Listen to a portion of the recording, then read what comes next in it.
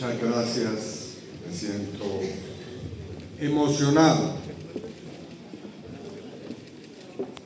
feliz de recibir esta bandera, estas rosas de la mano de las víctimas y sobrevivientes de la Gran Unión Patriótica. Gracias, compañeras y compañeros.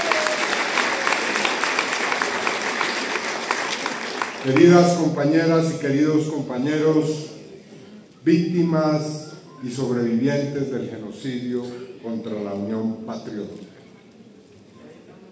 En esta especial conmemoración del Día Nacional por la dignidad de las víctimas del genocidio contra la Unión Patriótica, me dirijo a ustedes en primer lugar para rendir homenaje a quienes fueron víctimas de este genocidio político, un crimen que marcó el inicio de uno de los capítulos más oscuros, tenebrosos y dolorosos de nuestra historia reciente. Un capítulo de sufrimiento indescriptible y de profunda injusticia que buscó silenciar a sangre y fuego una esperanza de transformación democrática nacida del acuerdo de paz firmado en la Uribe Meta en 1984. El genocidio es un crimen total. No se limita a una forma de violencia, articula múltiples métodos de exterminio y crímenes de lesa humanidad con el objetivo de destruir o dañar gravemente a un grupo humano en su totalidad. Se trata de una acción criminal de carácter especialmente destructivo, orientada a infligir el máximo posible de daño a una colectividad entera. Cuando se prolonga en el tiempo, como es el caso, por décadas, sus efectos se profundizan y se heredan, dejando una estela de dolor que atraviesa generaciones. Sus episodios de destrucción se repiten una y otra vez, produciendo un resultado acumulativo, es decir, un genocidio por acumulación. Este crimen no solamente aniquila vidas, desgarra familias, desintegra comunidades, destruye organizaciones y amenaza incluso la existencia de pueblos enteros. El genocidio mutila la humanidad misma y atenta contra la diversidad que nos define como especie humana. Por eso hoy aquí decimos nunca más un genocidio y un genocidio político en Colombia.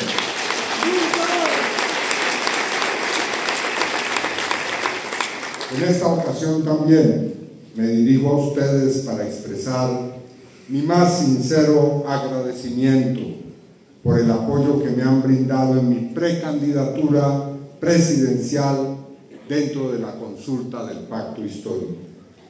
Ese respaldo proviene de quienes han resistido con dignidad y coraje, me honra profundamente y me compromete aún más. Como víctima sobreviviente del genocidio contra la Unión Patriótica, asumo con plena conciencia el deber histórico de hacer todo lo que esté en mis manos, desde la más alta responsabilidad del Estado, si así decide el pueblo colombiano, para que nunca más se repitan en nuestro país las prácticas genocidas que tanto dolor nos han dejado.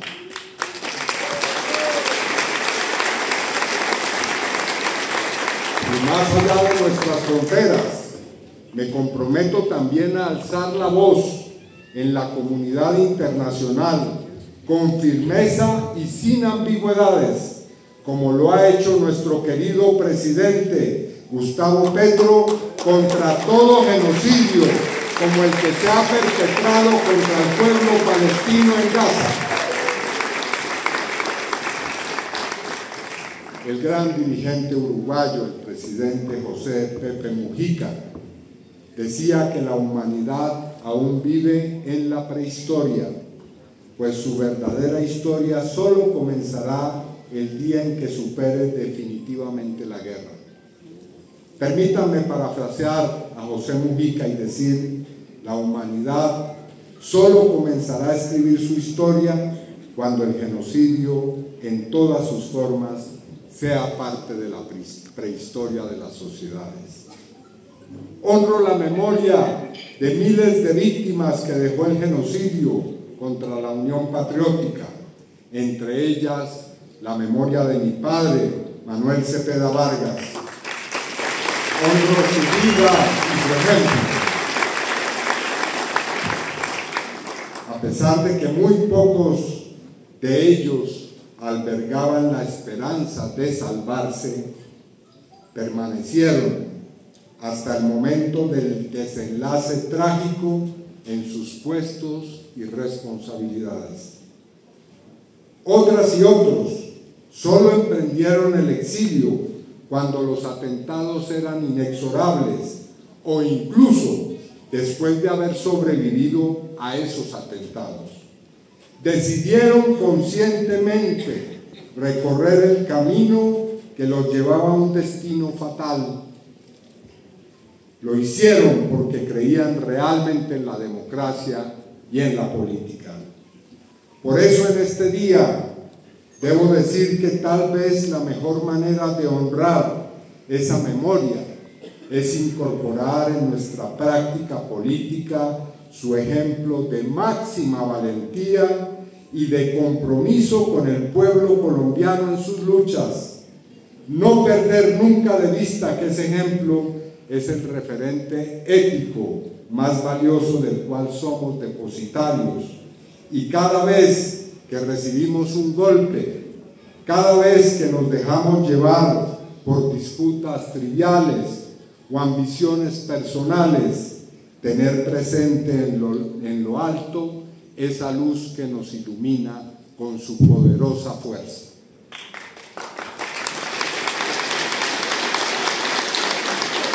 Esa memoria ha sido dignamente honrada por las víctimas, quienes han demostrado la autoridad moral y el poder de la verdad a través de decisiones judiciales, leyes como la que hoy nos permite conmemorar de esta manera este día, y acciones políticas han honrado que se reconozca y se establezca de manera firme en la historia del genocidio que hemos padecido. Gracias a su capacidad de resistir el impacto devastador de este exterminio y pese a enfrentar los más poderosos aparatos criminales, los del propio Estado, demostraron contra todo pronóstico que era posible reconstruir la vida.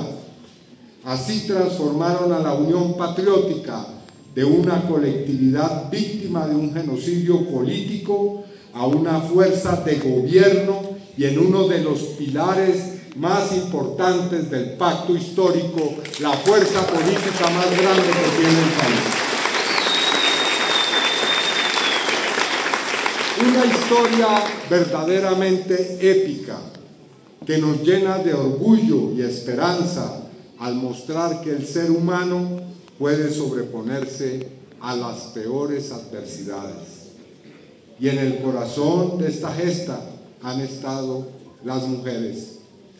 Como ha ocurrido tantas veces en Colombia, en las más importantes luchas por la verdad y la justicia. En este caso, Aída Bella y Jael Quiroga, quienes merecen,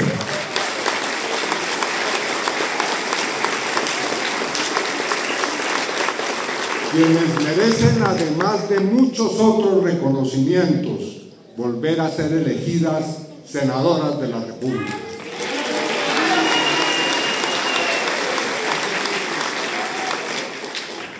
Coherente con mi trayectoria política, que ha estado signada por haber recorrido también el arduo camino de la búsqueda de la verdad y la justicia, quiero aprovechar esta noche para desarrollar algunos planteamientos que tendré que desarrollar, que impulsar en mi gobierno. Lo primero, decirles que será un gobierno en el cual las víctimas tendrán centralidad junto a sus derechos. Como lo he afirmado, considero que el reconocimiento de las víctimas, su poder de verdad, su memoria y su dignidad son componentes indispensables de lo que llamo una revolución ética para la sociedad colombiana. He aquí 5 componentes de lo que será mi política en materia de víctimas, reconciliación, verdad, justicia y reparación. Primero, la reconciliación como aspecto esencial de un acuerdo nacional. Ya he anunciado que mi primera medida de gobierno será convocar a un diálogo nacional para determinar la agenda, la metodología y el cronograma junto a los mecanismos de implementación de un acuerdo nacional. Un aspecto primordial de ese acuerdo será la construcción de un verdadero consenso de reconciliación de nuestra sociedad en todos sus niveles. Reconciliación, por supuesto, sostenida y auspiciada por el reconocimiento de las víctimas, la prevalencia de la verdad y la realización de la justicia restaurativa, lo que incluye el diseño y operación de una instancia judicial que examine las responsabilidades sobre genocidio y crímenes contra la humanidad al máximo nivel, incluidas las más poderosas figuras políticas, económicas y sociales que deban responder por estos hechos desde una perspectiva restaurativa. No más impunidad en Colombia. Segundo, política pública de verdad, justicia y reparación de víctimas.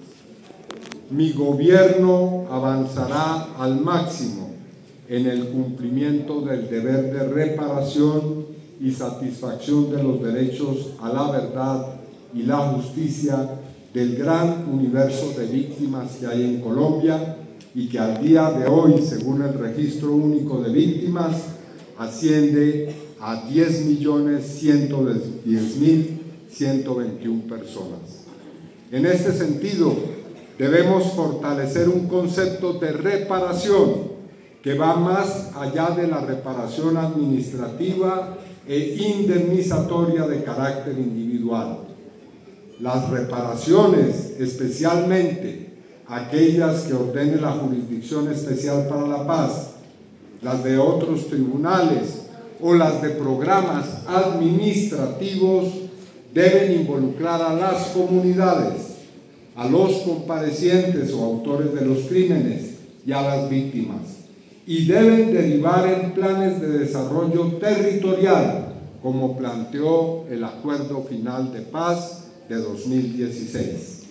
Asimismo, han de garantizarse el acceso a programas especializados en salud mental y física y programas de educación que desarrollen conocimientos técnicos o universitarios para vincular a las víctimas a proyectos de desarrollo y a empleos formales.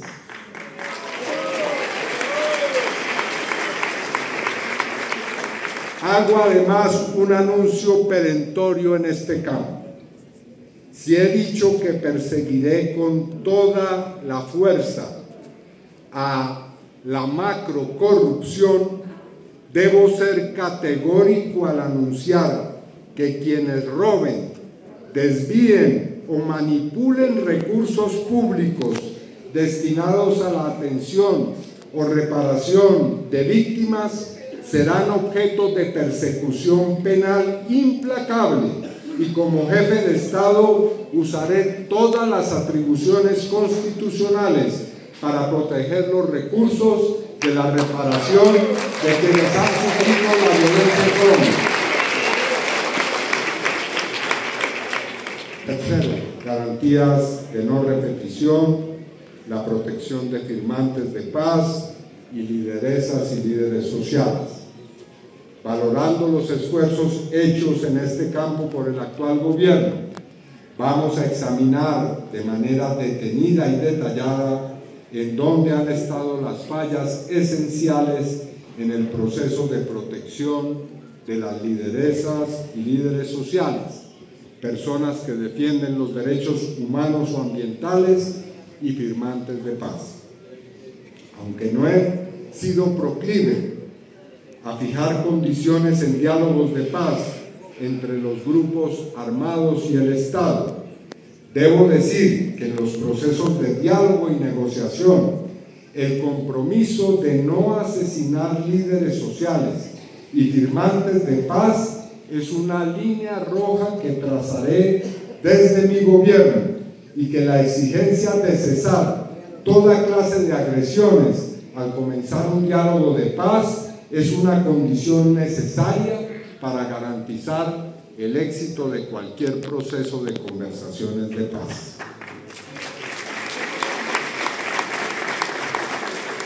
El Acuerdo de Paz de 2016 previó la creación de la Comisión Nacional de Garantías de Seguridad para desarticular a los grupos armados sucesores del paramilitarismo.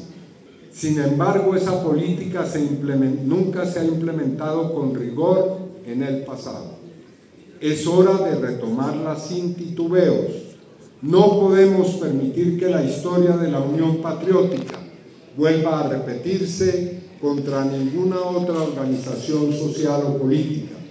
Cada líder comunitario amenazado, cada firmante de paz asesinado es un campanazo que nos recuerda que la paz no se firma solo en un papel, sino que hay que construirla día a día en los territorios, garantizando la vida y la libertad política.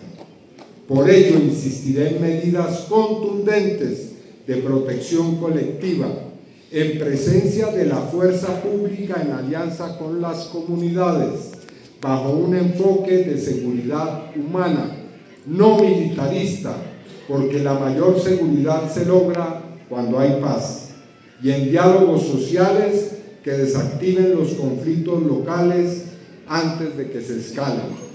La no repetición no puede ser un eslogan, debe reflejarse en que ningún colombiano sea perseguido o asesinado por sus ideas, nunca más el genocidio y la persecución política.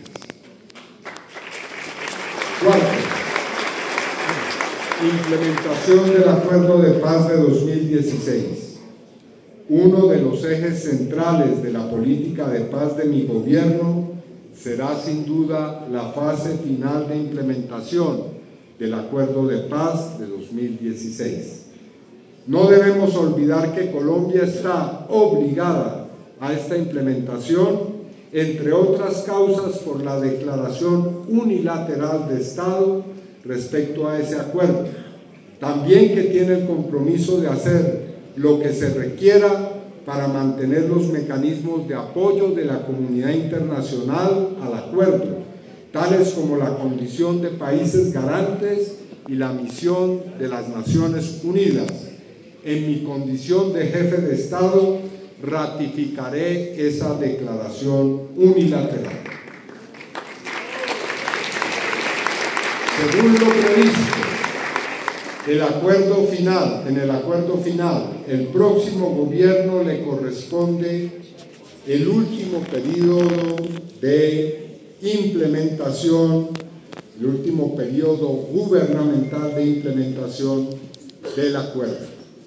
Como lo ha propuesto el presidente Petro, me comprometo a buscar la prórroga de la implementación por 4 años más, dado que hemos perdido, especialmente bajo el tristemente recordado gobierno del expresidente Iván Duque, valiosos años de implementación. No podemos conformarnos. Mucho trabajo nos queda por delante en este campo, así como reconozco avances. Con la misma franqueza debo decir que existen visibles retrasos, dificultades y desafíos que enfrenta la implementación plena y final del acuerdo. La realidad nos dice que el progreso ha sido más lento y desigual de lo que quisiéramos, y esto tiene consecuencias serias, en especial para las víctimas y también para las comunidades que siguen esperando las promesas de paz, pero de igual forma envía un pésimo mensaje a los grupos armados que en el futuro decidan emprender el camino de la paz. Buscaré la máxima eficacia para cumplir la palabra de paz empeñada por el Estado. La paz se construye sobre la confianza, y la confianza se construye sobre hechos, no sobre ilusiones o promesas. Por último, memoria y educación para la paz. Finalmente quiero señalar un tema crucial: la memoria y la educación para la paz. La historia del genocidio, del conflicto armado, de los crímenes contra la humanidad perpetrados por décadas en Colombia deben ser incorporados a la enseñanza de la historia de nuestro país a partir de fuentes veraces y objetivas, como son, entre otras, las labores académicas de investigación de científicos sociales, los informes de la Comisión de la Verdad, los documentos y testimonios de las víctimas, las sentencias judiciales nacionales e internacionales. Esto no es un formalismo, es reconocer que solo conociendo la verdad de nuestro pasado podremos evitar repetirlo.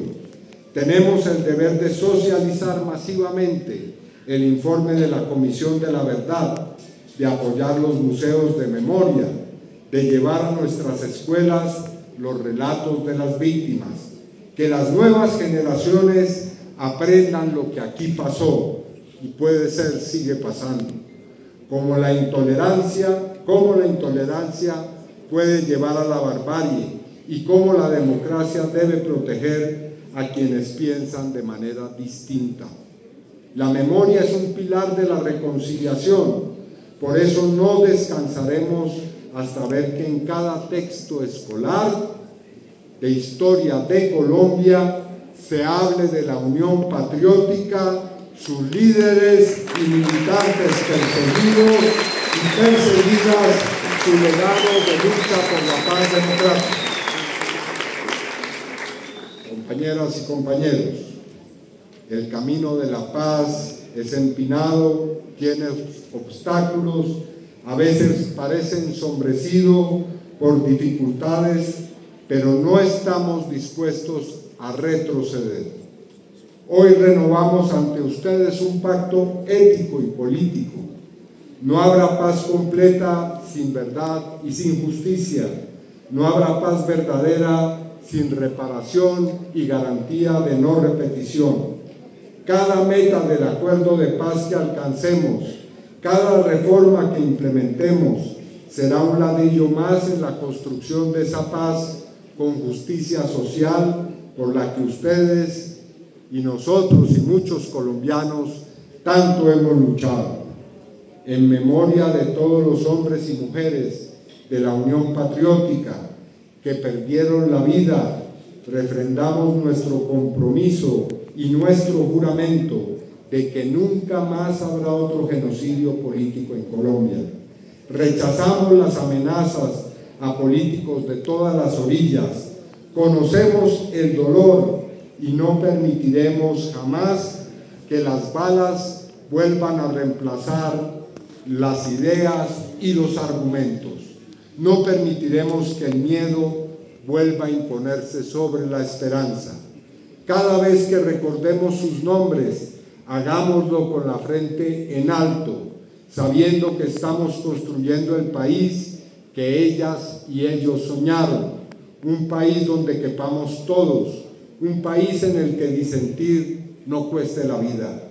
En este día de conmemoración y esperanza, los invito a reafirmar juntos nuestro compromiso indeclinable de construir un segundo gobierno marcado por la transformación social, cuyo éxito no será posible sin el concurso de ustedes, las hijas y los hijos de la inmortal Unión Patriótica.